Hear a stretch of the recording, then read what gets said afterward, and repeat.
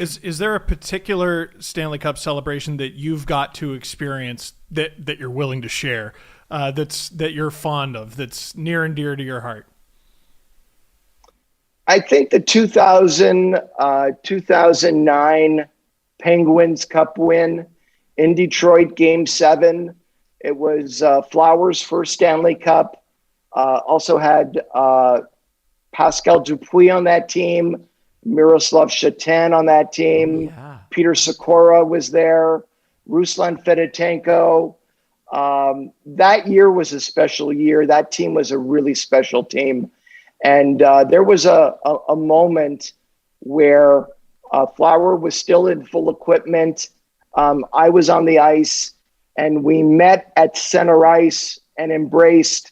And I shed a couple of tears at that moment. It was an incredibly emotional meeting together. And then Flower said to me, "Hey, Allan, let's pick up the cup together and we'll walk it a couple of steps on the ice." And that's a memory I'll never forget. Just getting goosebumps here. That is unbelievable. Allan, it's got to be. I mean, there's so much here that I'd love to unpack, and we're not going to have time with one show to do this because I hope that Steve asking way too many questions about the DeBoer sword doesn't prevent you from coming back. About the sword. But one thing that we do want to talk about. Well, Adam, you better speak fast because you'll never see me again. I want to ask you about Marc-Andre Fleury, the person, because from our one of the first places that our show took off was Pittsburgh. For whatever reason, that fan base embraced us outside of Toronto first, and has always been, for a quote unquote smaller market team, they are one of the most intense markets, as we know, one of the most successful markets.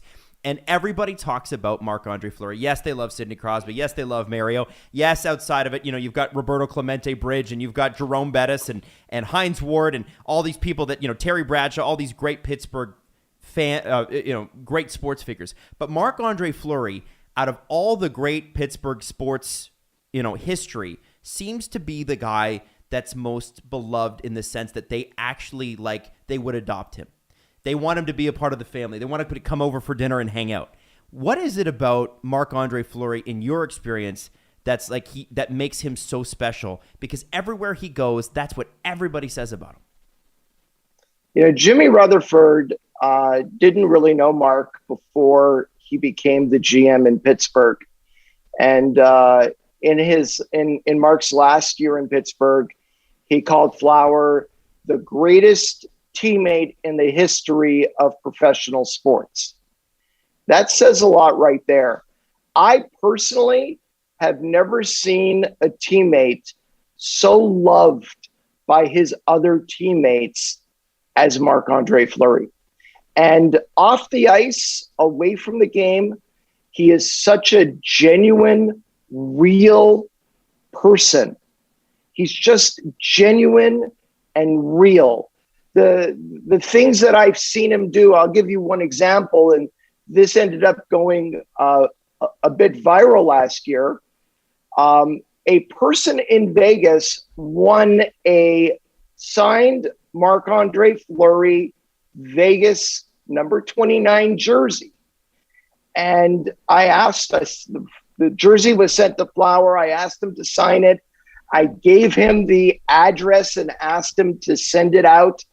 And he goes, "Oh, I know where that is. It's not too far from the rink. I'll just go drop it off at her house." I said, wow. "Fleury, you don't have to do that." He goes, "Oh, no. It's only 25 minutes out of the way." I'm like, "Flower, just put it in the mail. It's fine." He goes, No. I'll go do it. Well, the person didn't answer the door. No. But they had.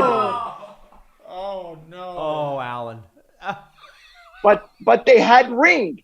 So you see Flower in his, dressed for the game in slacks and a shirt and a tie, walking up to the person's door, ringing the doorbell with a little bag that he put the jersey in, and he's waiting at the door. He stepped back, because of the pandemic. He's got his mask and he's back waiting, and he's waiting and he's waiting and he's waiting.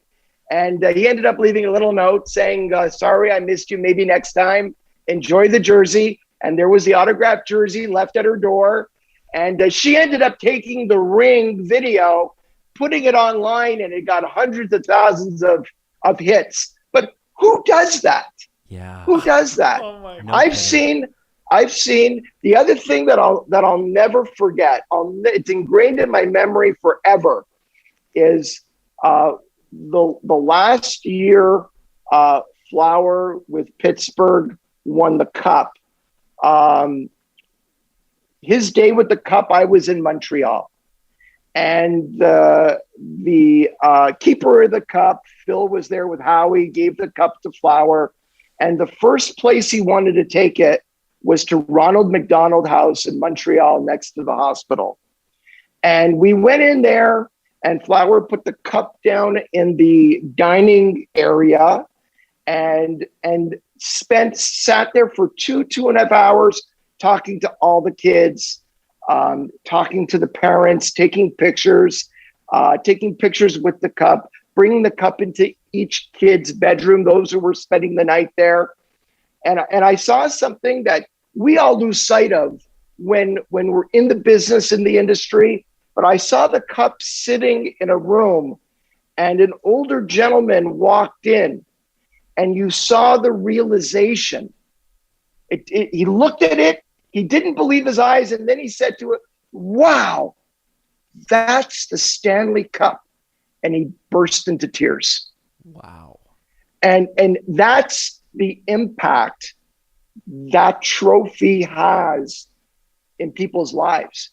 And when you're around it all the time, you kind of lose sight of how blessed and special it is to be part of that.